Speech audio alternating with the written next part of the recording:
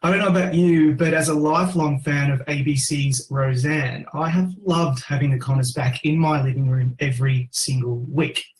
I'm Rob Licuria, Senior Editor here at Gold Derby, and I am with Sara Gilbert, who plays Darlene Connor.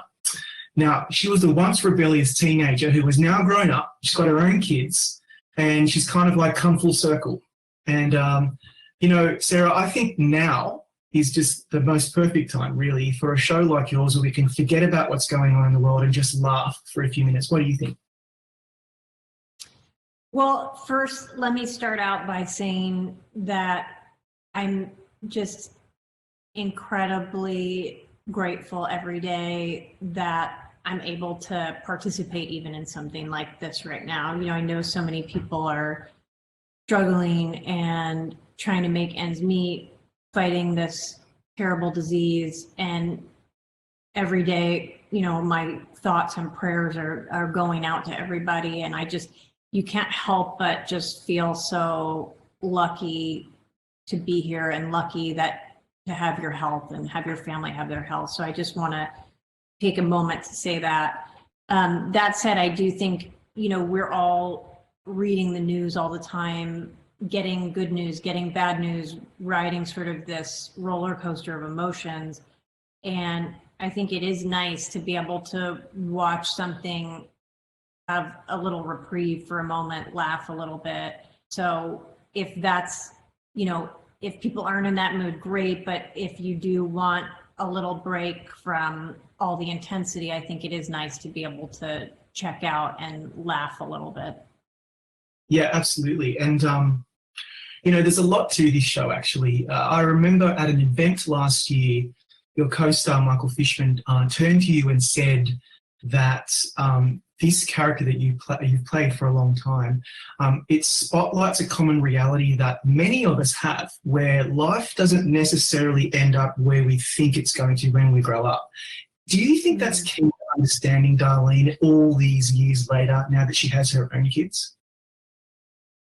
Yeah, I mean, I think Darlene, we always thought that she was the rising star of this family and seemed like she was smart and sarcastic and had it together and could kind of be clever enough to make her way, right?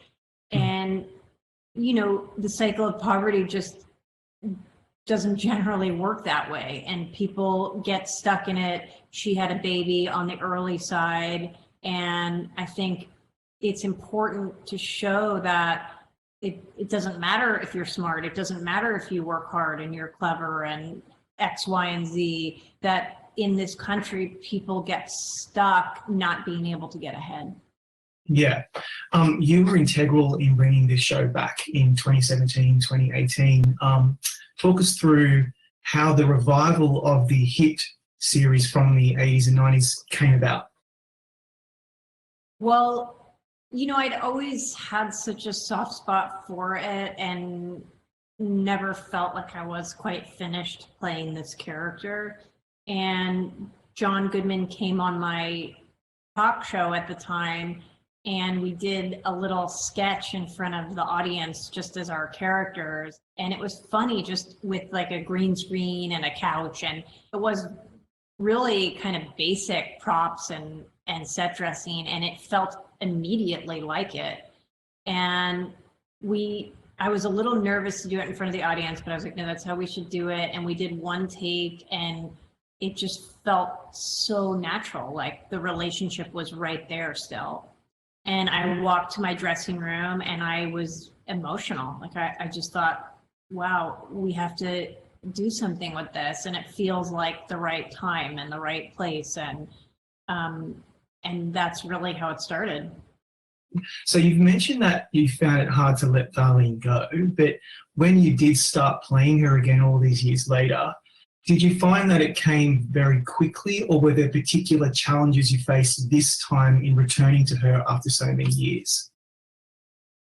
I did feel like it came pretty naturally. I knew that I wanted her to be, she always had this vulnerability, I think, that people liked under the tough exterior. but I felt like I wanted to include more of that, like more wear and tear along the years and sort of some kind of softening, because I found that happens to some degree to a lot of people and to myself.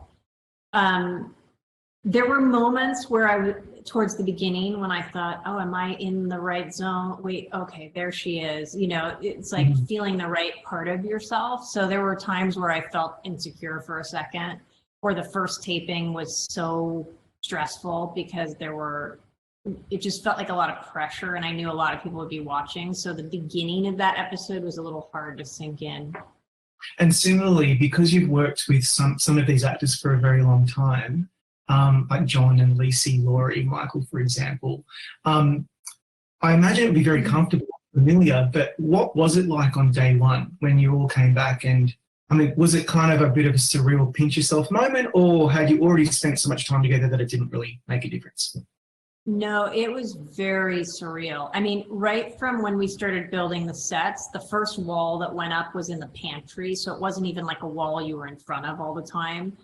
And just seeing that one single wall go up was so bizarre, you know, and then watching the set go up. And then the first day, yeah, it was funny because I called Johnny Galecki like an hour or something before the table read. And I was like, hey, it just occurred to me, do you want to come listen to this? And he had like, you know, slept in or taken a nap or something. And he was like, oh yeah. And he threw his clothes on and jumped in the car and came to the set. And he said, because he had like just woken up, that he was literally pinching himself watching it going, is this really happening? Is this a dream? And I just thought, that's exactly how I felt. I'd been doing my talk show on the lot for years. And when I walked out of that table read, I was so disoriented.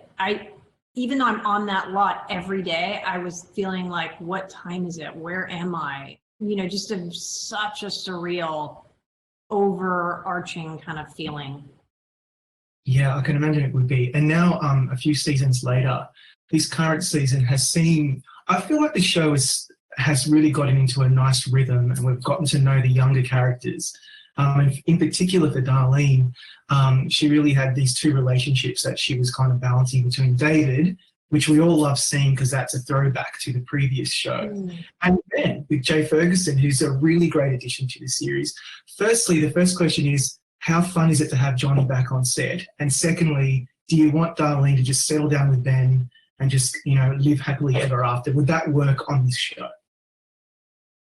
Well, I mean, I don't think it ever works for probably any show to be completely drama-free, right? So, and relationships are complicated, and I like to think that our show tries to include those complications. So, you know, she's not going to necessarily be ping-ponging back and forth between David and Ben anymore, because I feel like we've really played that out. But I don't think that relationships are smooth sailing. Yeah, okay, that's good to know. I mean, of course, I wouldn't have expected anything less. But yeah, I mean, there's no concrete plans yet because, you know, we're not back in the writing room or anything like that. But, you know, that'd be fair to say. What's the story for the next season? Has that been ordered? We're just waiting until everyone gets back on set now. Is that the story? Yeah, we're hopeful. You know, we'd like to do another season. Everything is sort of, you know, everybody's waiting for things to open up. And, you know, okay, that's good to know. Now, I remember when the Roseanne revival premiered a couple of years ago, and even with the Connors, the rebrand, the show received some flack because it was very political. Like you guys don't shy away from making political comments on either side of the spectrum. And depending on what side you're on, you kind of got annoyed at the show for whatever reason, which is probably really cool because at least it's in the conversation. But what were your reactions to that kind of feedback? Well, that I'm putting air conditioning on because now it's like boiling here. I never saw the show as extremely political. I thought what we were trying to do was represent a family that was divided over, and it was never supposed to be a comment on one side or the other. Our show has always been sort of political by default, just in following this family and how current social issues affect them. So I think that was always what it was. And then, after the first episode, we weren't really doing that.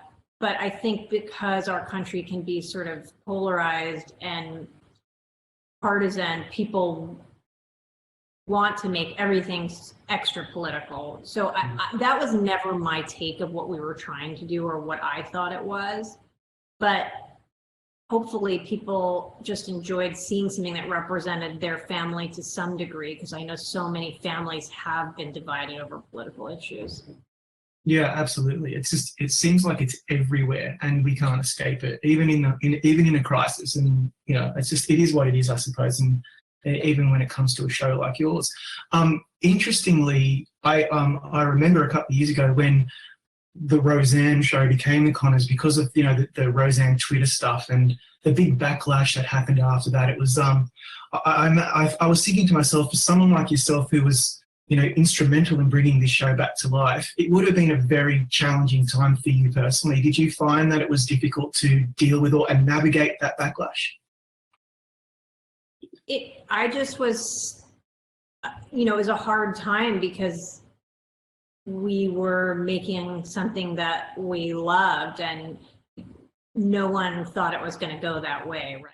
We didn't expect that and that turn of events. So it was hard to go through on a lot of levels.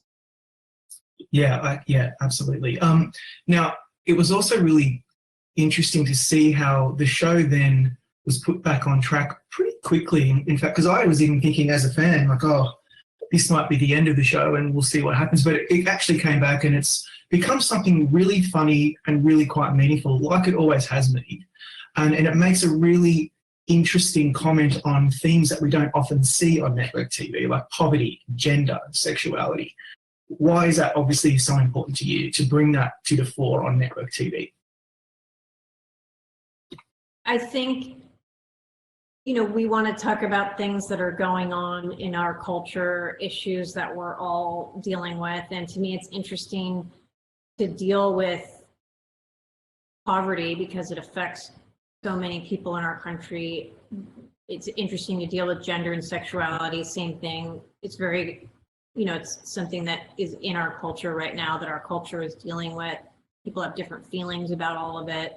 We have different members of the family that have different points of view. But it's a family that loves each other and uses a lot of humor to cope. And I think that can be a nice lens to look through. Yeah. Going back to almost the beginning, what was it actually like as a younger actress to be on TV's #1 show? Like, I can imagine that would have been extremely unusual to live through. Well, it's interesting because my family was in the industry, and so I had been exposed to siblings on a TV show, and my grandfather was a comedy writer and a showrunner, creator.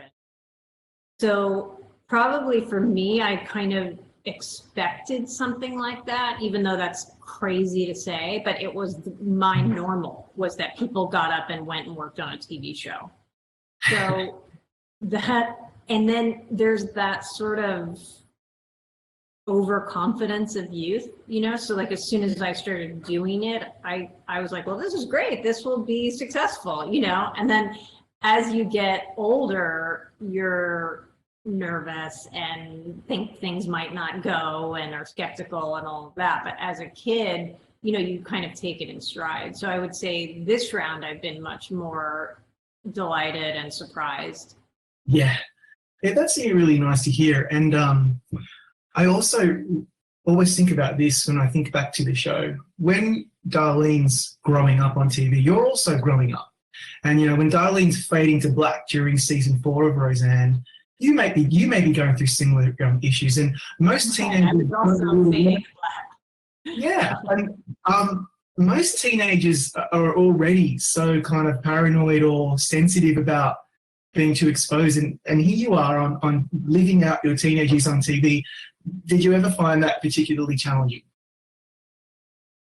I did. I mean, I think it's, in some ways I was comfortable with it, and in other ways it was difficult. I would say one of the most difficult things is that being a teenager can be an awkward, sort of lonely.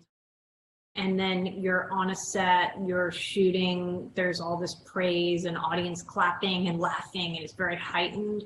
And then you go home and you're sort of dealing with the same angst of being a teenager or feelings. And there's a real disconnect between the two worlds that I think can sort of amplify the loneliness, because there's such a difference between the two vibes, So I'd say that was, but overall, I mean, so lucky to get to have that experience, to be creative, to not just have to go to high school and come home. That I wasn't very suited to that sort of that standard education. I think I wasn't even doing as well until I was able to be creative and do it at the same time.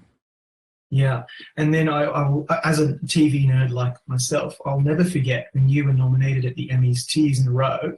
I think both times, unfortunately, or fortunately, yeah, I'm a TV nerd. I think it was 93, 94. I can't quite remember the years, but I think Laurie won those 2 years anyway, which is great for her and not so great for you at the time. But can you think back to those times when you were actually nominated by the TV Academy? It's a huge honor for someone so young.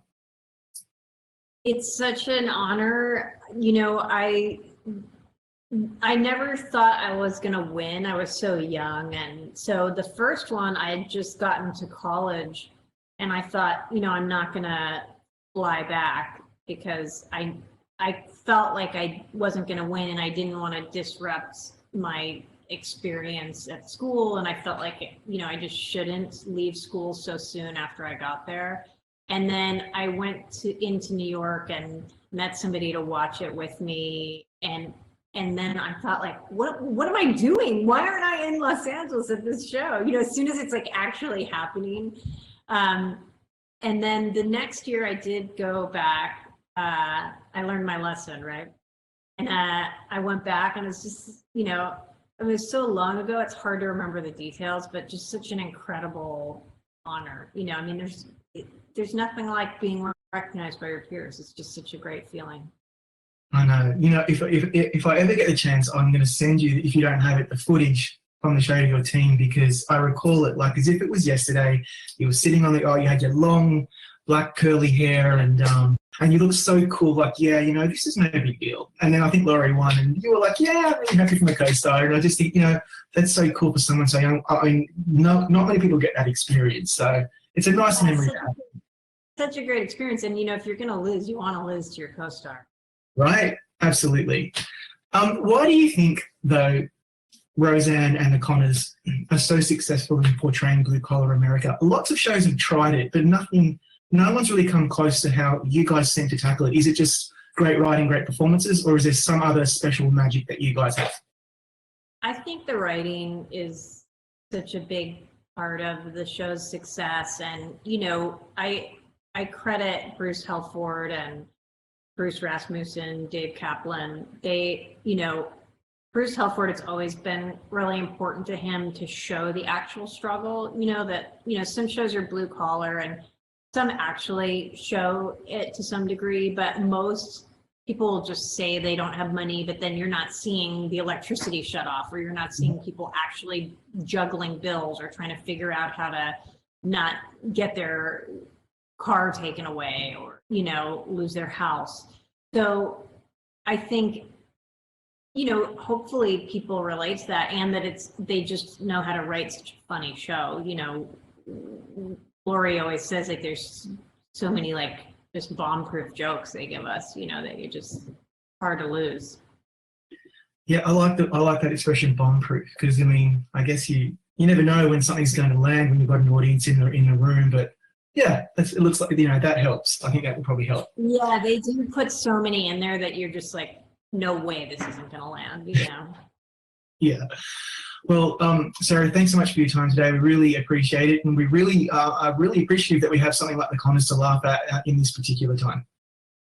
Oh, thank you. I appreciate it, and good health to everybody out there. Sending love your way. Now, everybody, while you're socially distancing, go to Gold Derby, make your predictions, click subscribe, because we've got lots of chats with contenders just like Sarah.